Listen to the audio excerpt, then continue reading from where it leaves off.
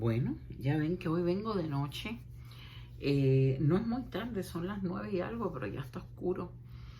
Bueno, yo vengo a hablarles hoy, mi madre, ¿de qué tema? Yo vengo a hablarles, yo sé que se ha dicho mucho de este tema, hay muchísima literatura, hay muchísimos videos, pero hay libros, por supuesto. Pero pasa que la gente joven ya sabemos que le cuesta acercarse a la información, a la literatura, pero sobre todo la gente en Cuba, los jóvenes en Cuba, como me pasó a mí, como le pasa a personas, amigos que tengo, que no son tan jóvenes y que ya viven aquí, y tú le preguntas sobre Camilo Cienfuegos, y de eso es de lo que vengo a hablar hoy, y todo el mundo te dice, a Camilo lo hundieron en el mar. La avioneta de Camilo la tiraron. Pero los detalles quedan en el rumor. Y vamos a hablar un poquitico. Yo me leí hace muchos años el libro de Uber Matos. Por supuesto, yo he leído cosas, he visto documentales. Voy a tener que asistirme de ciertas noticias que tengo con los nombres, porque si no es imposible que yo me pueda acordar. Es demasiada información. Pero lo que yo vengo a hacer aquí es lo que yo trato de hacer siempre. Un resumen muy cortico sobre todo lo que está documentado, que es tanto, para ver si los jóvenes, especialmente los que están en Cuba y también la gente que está aquí que no lo sabe, pues me dicen al final qué creen ustedes. Vamos a comenzar. Para hablar de Camilo hay que hablar primero de Uber Matos. Uber Matos fue un comandante del ejército rebelde. Fidel se llenaba la boca de decir que los grandes comandantes de la revolución eran Fidel, Raúl, Uber Matos, Camilo Cienfuegos y el Che Guevara, y lo ponía en quinto lugar al Che Guevara y siempre decía que era el quinto porque era argentino, no era cubano. Pero él siempre le gustaba hacer ese cuento, especialmente delante de Almeida y de Ramiro Valdés, como para que subieran que ellos eran comandantes como de segunda.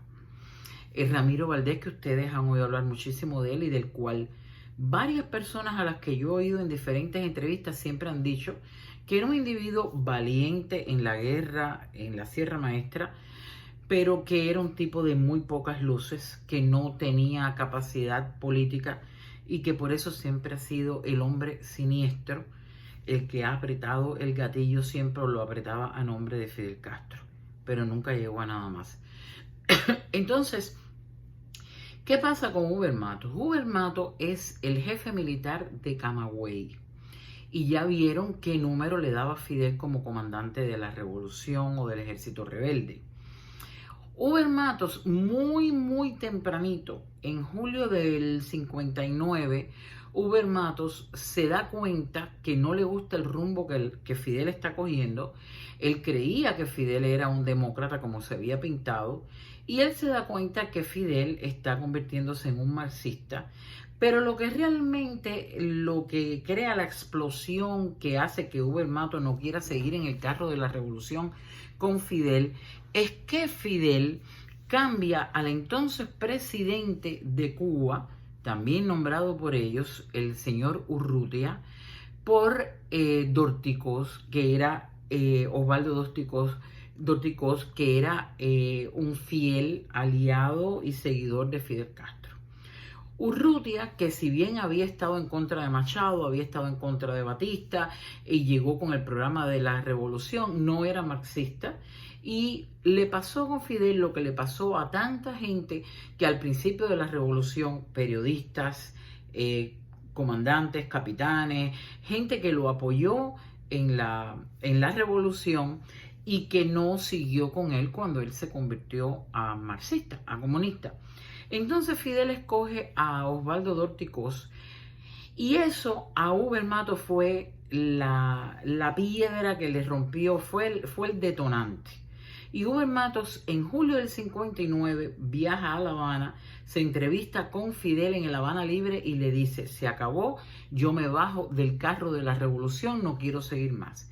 Fidel, como ya lo conocemos, preponderante como era, le dice a Uber que no, que él no se puede bajar, que si más adelante, que dé una oportunidad, que si más adelante él no está de acuerdo, pues entonces sí.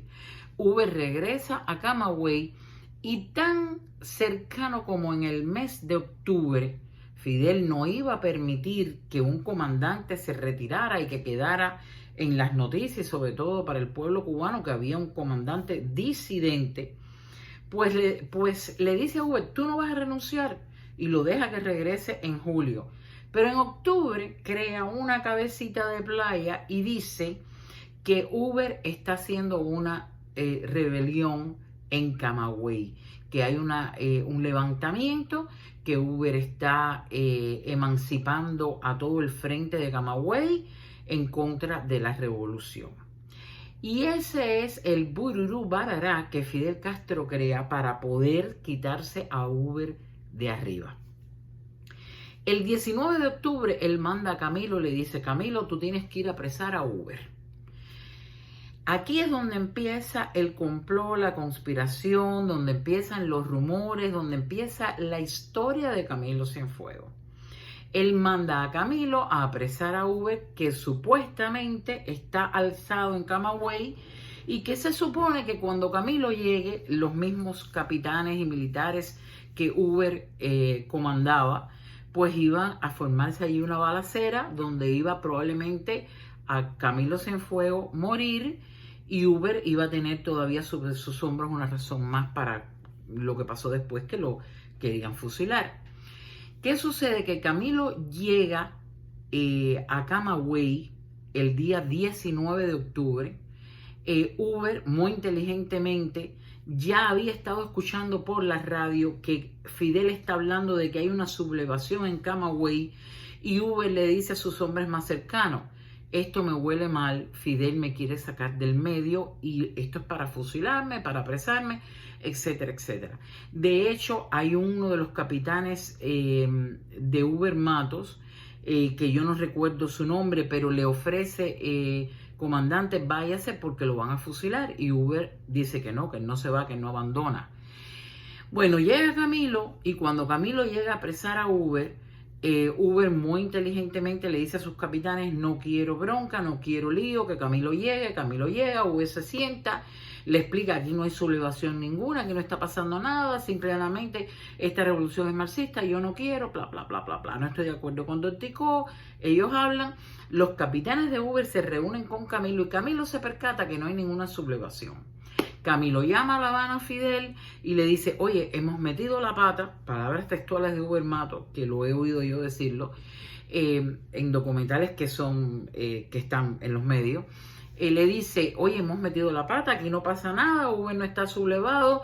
Algo Fidel le dice que Camilo se queda impávido, pálido, y bueno, cuelga y apresa a Uber. De todas maneras le dice, Uber, esto es lo que hay, un poco apenado. Camilo le dice, vamos a hacer las cosas como se han mandado a hacer, y el 21 apresa a Uber Matos. Fidel Castro, que ha llegado tarde a todos los actos donde hay que ser valiente, dicho por comandantes y por gente que lo conoció en el día a día en la Sierra Maestra, manda a Camilo a apresar a Uber. Vamos a decir que por la cobardía llegar el después, dicen los comentarios, la gente que habla sobre esto, que es porque quería que la gente de Uber matara a Camilo. Va a Camagüey y en cuestión de horas se hace el juicio de Uber Matos, donde el Che y Raúl estaban a favor de fusilarlo, y finalmente termina condenado con 20 años de cárcel que cumplió completamente. Un hombre que había luchado por la revolución, que había estado exiliado ante la revolución en Costa Rica, que aglutinó hombres en Costa Rica para que fueran a pelear a Cuba. Y este hombre, que en la Sierra Maestra fue conocido porque era bastante valiente, era un echado para adelante, finalmente termina condenado 20 años hasta el año 79, en que sale de prisión y llega a Miami, donde estaba su familia esperándolo. Bueno, pues apresan a Uber Matos, en cuestión de horas le meten los 20 años por la cabeza, como se dice en buen cubano, y están todos en Camagüey. Está Fidel en Camagüey, está Camilo en Camagüey, Camilo ha llegado el 19, Uber es apresado el 21, el 23 Camilo habla en un canal de radio y dice, bueno, ya Uber Matos ha sido apresado Uber Matos, eso es el día 23, Uber está preso desde el 21, y el día 28 se supone que Camilo regresa a La Habana. Y aquí es donde empieza el tira y jala. El día 28 Camilo regresa a La Habana, pero antes de llegar ahí vamos a decir 2 o 3 cositas. Y este es un video que se va a alargar, mis amigos, pero es imposible. Estoy tratando de correr y dejar cosas para luego, pero es que es difícil. Ya Camilo se sabe después que hay un agente de seguridad del Estado que se llamaba de apellido Osvaldo Sánchez. Osvaldo Sánchez, con un grupo de hombres de seguridad del Estado, estaba investigando a Camilo Cienfuegos. ¿Y por qué? Se sabía que Camilo ya estaba en contra de ciertas cosas. Hay un periodista que fue muy amigo de Camilo Cienfuegos, Agustín Halle, que dice que en algún momento en Ciudad Libertad él llega, que están el Che, Raúl y Camilo en una oficina, que no saben que él está afuera, y él escucha donde estaban hablando qué iban a hacer con la Guardia Constitucional, es decir, los militares de carrera, no los policías de Batista, sino los militares de carrera. Y Camilo está diciendo que se le ocurre darles trabajo en obras públicas, en la construcción, etcétera, etcétera. Raúl está en contra y dice que no quiere darles trabajo. Camilo dice, bueno, pues si no lo tenemos ocupado, esta gente se van a revirar y van a conspirar. Y Raúl dice, precisamente por eso, eso es lo que quiero que hagan para poder fusilarlos. Y el Che Guevara dice que él está de acuerdo con eso también. Es decir, hay ya eventos de que Camilo está en desacuerdo con apresar a Uber, con muchas cosas que estaban ocurriendo, los cambios que estaban ocurriendo en el ejército rebelde. De hecho, hay un ex secretario de Fidel Castro que después se asiló en la Embajada de México, estuvo como 2 o 3 años allí, que le dijo a un periodista que encontró en la embajada que él había sido testigo de cómo Fidel, el Che y Raúl habían estado conversando y que uno de ellos le dice a Fidel que ya Camilo está en contra de los cambios que va a tener el ejército rebelde y que Fidel dice categóricamente esos cambios van a ocurrir con Camilo o con 100, en contra de Camilo y 100 Camilos. Luego hay gente que habla de que había sido testigo de que ya Raúl le había sacado una pistola a Camilo, lo había amenazado y Camilo a él. Hay el que era secretario de Urrutia, el presidente del que ya le hablé, el presidente interino al principio de la revolución, al que Fidel suplanta por Dorticós, que se llama Benjamín Yurre, que después se fue también. Él dice que fue testigo de un encuentro entre Camilo y Raúl donde se sacaron pistolas y que había una animosidad tremenda entre ellos, que Raúl no resistía a Camilo. Ya sabíamos que Camilo era extremadamente popular. De hecho, hay cuentos que dicen que Fidel está dando un discurso en Santiago de Cuba en un balcón y llega Camilo y la gente empezó a aplaudir de una manera extraordinaria. Un amigo de Camilo, creo que es Asensio, o el mismo Uber Matos le dicen, Camilo, tienes más popularidad que Fidel, y ya Camilo había dicho en algún momento, no me hablen de eso, caballero, no lo mencionen, que eso me está creando un problema. La popularidad de Camilo, que era un tipo diáfano, de pueblo, Camilo había trabajado como sastre, Camilo había estado en este país, que de hecho hay un dato curioso, que él se casa en San Francisco con una salvadoreña, que el matrimonio no duró nada, una mujer muchísimos años mayor que él. Es el único recuento que yo tengo que se casó. Nunca se ha hablado de hijos de Camilo. Pero volviendo a esto, ya se sabía de la fama de Camilo, que le estaba haciendo una sombra a Fidel. La famosa frase que Fidel se vira y le dice a Camilo, voy bien Camilo, y Camilo le dice, voy bien Fidel, durante los discursos, porque Camilo era súper adorado por el pueblo. Era el guerrillero, era el hombre que tenía fama de aventurero, de valiente, de ser de pueblo. Hay un discurso famoso que está por las redes de Camilo, donde dice, la revolución ya está y aquello se cae, tal y como lo ofrecimos, no fue en vano. Es decir, Camilo era un tipo que arrastraba ya a los aplausos y eso Fidel le estaba haciendo sombra entre todo lo demás que ya he contado, ¿no? Entonces, Camilo está siendo investigado por este señor Osvaldo Sánchez del Gedó y su grupo de testaferros. Está siendo investigado un comandante de la revolución. Este Osvaldo Sánchez de pronto un día muere y desaparece. Y aquí empiezan ahora las diferentes opiniones de qué pasa cuando Camilo está de regreso a La Habana en el Cessna 310 que supuestamente se desapareció. Lo primero que pasa es que sale el Cessna 310, sale a las 6:20 y pico, 6:30 de Camagüey. Y supuestamente, unos minutos después de salir del Cessna sale un avión que creo que es un avión británico, Sea Fury o algo así se llamaba, que va pilotado por el piloto de confianza personal de Raúl Castro.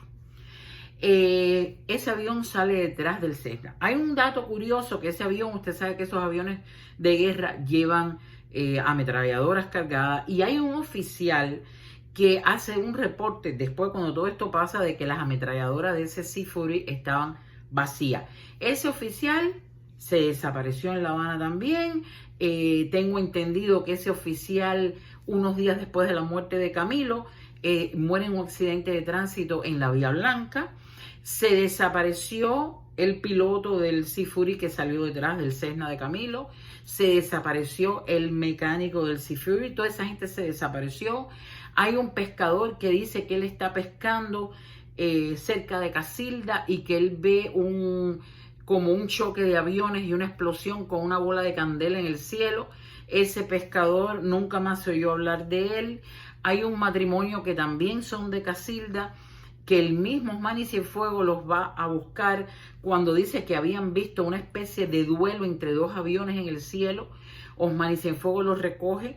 Eran de un pueblo cerca de Casilda, de Trinidad, lo lleva a La Habana ese matrimonio, nunca más se sabe de ellos. Hay un periodista que entrevista a gente de un pueblo que se llama el Central Adelaida, que también habían visto algo como un avión incendiado en el cielo. También eso se queda en el aire, no pasa nada. El Che, sale todo el mundo a buscar el avión de Camilo que se ha perdido. El Che dice que cree haber encontrado los restos del avión y se para la investigación por 24 horas. Se para la investigación por 24 horas. Limpia de pruebas. Podría ser.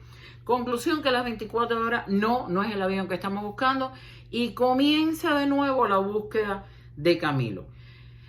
Bueno, señores, en toda esta historia empieza la investigación, el periodista que dice que en ese central dijeron, todo eso se acalla. Después que pasa, que ya se dice que Camilo se perdió, Cristino Naranjo, que hay un círculo social en Cuba que se llama Cristino Naranjo, que era íntimo amigo de Camilo Cienfuegos, comienza una investigación por su cuenta. ¿Y qué les parece? Aquí esto se va poniendo más lindo todavía, que a Cristino Naranjo, que es un militar cubano de prestigio, se supone que llega justo cuando está en la investigación, va a Colombia, lo que después se conoce como Ciudad Libertad, y hay un capitán, un tal Manuel Beatón, que le da el alto. Cristino no se identifica, Cristino que está haciendo la investigación de qué pasó con Camilo, y el capitán le tira y lo mata. ¿Qué les parece? En plena revolución, es decir, está entrando a Ciudad Libertad, le dice identifíquese, Cristino Naranjo no se identifica y el capitán Manuel Beatón lo mata. ¿Qué tal? Pero lo más lindo no es esto, lo más lindo es que después Manuel Beatón, que es un capitán capaz de matar a alguien entrando a Ciudad Libertad porque no se identificó, supuestamente se alza en contra de la revolución y lo meten preso. Entonces hay un periodista que se llama Agustín Onidio que logra ir a la cárcel y entrevistar a este Manuel Beatón que ha matado a Cristino Naranjo, que Cristino Naranjo está haciendo la investigación sobre Camilo porque es íntimo amigo de él. Bueno, Pues estando Manuel Beetón en la cárcel porque se reviró y lo fusilaron, este periodista, Agustín Onidio, logra entrar, entrevista a Manuel Beetón. Manuel Beetón le dice que él sabe que Fidel, Raúl, el Che y Félix Rodríguez han mandado a matar, en la mano de Félix Rodríguez han mandado a matar a Camilo. Matan a Beetón y el periodista Agustín Onidio resulta que termina muerto en un accidente de cacería. ¿Qué les parece? Todos los implicados muertos. ¿A quién le vamos a preguntar? Pero ahora no queda ahí. Hay un oficial que además, amigo, porque había sido subalterno de Camilo Cienfuegos, que se llama Costa de apellido, no me puedo acordar del primer nombre, pero es Costa de apellido, y este Costa, Jaime Costa, asegura que él está con Almeida buscando también la avioneta de Camilo y que reciben una llamada del Che que les dice que vaya para Varadero, que paren la búsqueda. En este tiempo que estamos hablando, que está todo el mundo buscando. De ahí terminan en la Ciénega de Zapata, Jaime Costa y Almeida. Y cuando llegan a la Ciénega de Zapata, según Jaime Costa ha dicho siempre, ven un avión Cessna 310 en la Ciénega de Zapata, y allí también estaba Fidel.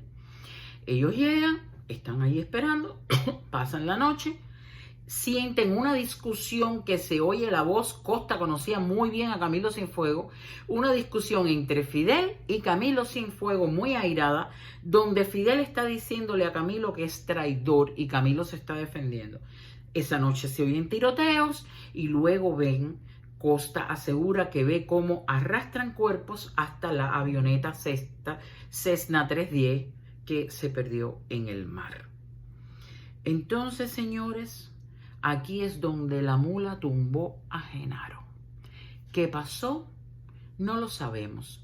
Lo que tenemos clarísimo es que Camilo Cienfuegos se perdió en una isla pequeña y después de tantísimos años, después de llevar a los niños a ponerle flores por tantos años, tantos lugares con el nombre de Camilo, tantos honores que se le ha hecho a Camilo Cienfuegos, en una isla así, con toda la tecnología que pudieron tener de los rusos después, con todo lo que el mundo avanzado, etcétera, etcétera. Los dueños de esta isla no encontraron jamás ni el avión, ni los restos, no se encontró nada, absolutamente nada de Camilo. Un misterio. Ustedes me dirán. Y como eso, hay tantas historias negras y grises sobre la figura de los grandes comandantes de la revolución encabezados por Fidel Castro, Raúl Castro, el Che Guevara, uno de los personajes más sombríos. ¿Qué les puedo decir? Ustedes lleguen a sus propias conclusiones, pero ustedes me dirán si les parece que la avioneta de Camilo venía y se cayó.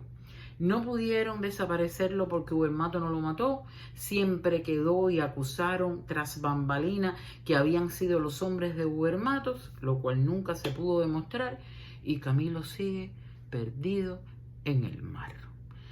Bueno, señores, si esto que yo he hablado hoy, que no es una tontería porque se perdió la vida de un revolucionario de verdad, de un hombre amado por el pueblo, un hombre que a lo mejor hoy hubiera estado en plan pijama, como siempre digo, hubiera estado en el exilio, hubiera estado muerto de alguna otra manera, hubiera tumbado a Fidel Castro y no lo hubiera dejado ser un comunista, no lo sé.